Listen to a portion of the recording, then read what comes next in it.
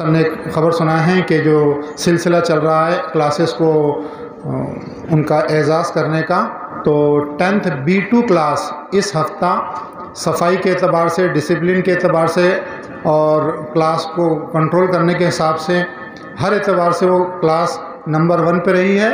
तो दूसरी बार ये क्लास आ रही है 10th B2।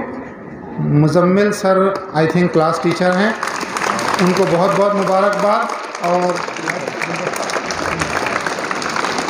और 10th B2 के जो कैप्टन हैं वो एक दो स्टूडेंट्स के साथ, साथियों के साथ यहाँ पर आ जाएं, और मुजम्मिल सर से भी दरख्वास्त है कि वो यहाँ पर आ जाएं। मैं प्रिंसिपल साहब से दरख्वास्त करता हूँ कि वो इन बच्चों का एजाज़ व इकराम करें।